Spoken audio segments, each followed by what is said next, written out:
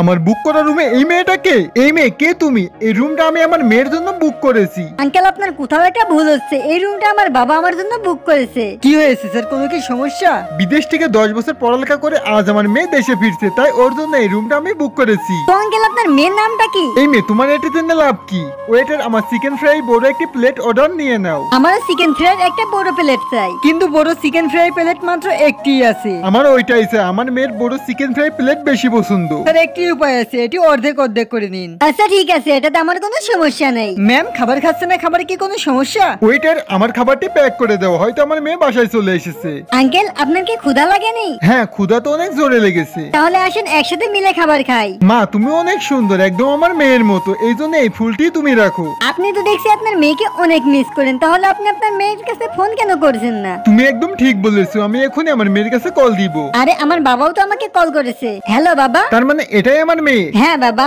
বন্ধুরা, বাবা আমার সামনে থাকা সত্ত্বেও আমি বাবাকে চিনতে পারিনি। তো তোমার বাবার জন্য অবশ্যই একটি লাভ হার্ট কমেন্ট করে দিবে।